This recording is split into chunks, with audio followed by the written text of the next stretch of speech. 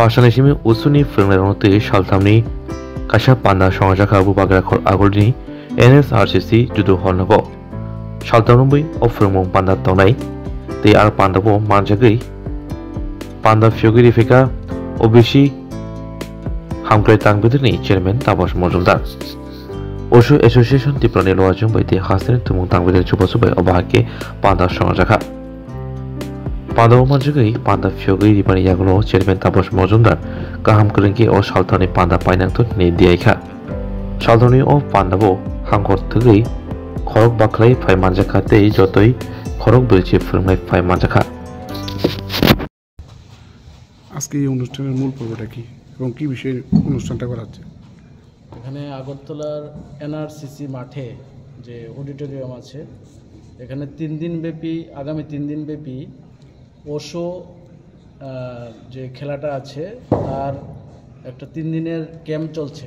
আজকে তো এখানে উদ্বোধন হলো এবং এখানে যারা সারা ত্রিপুরা রাজ্যের যারা ওশোতে যারা কোচ আছেন যারা খেলা শেখান তাদেরকে নিয়ে আজকে 3 দিন ধরে এই ক্যাম্পটা চলবে এবং এই খেলাটা অত্যন্ত জনপ্রিয়।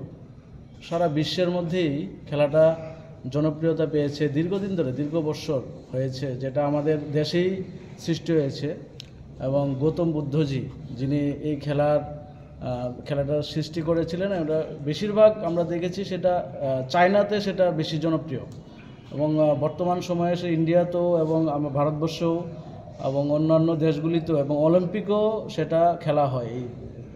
এত মানে জনপ্রিয় খেলা, অলিম্পিকে তো সেটা খেলা হয়।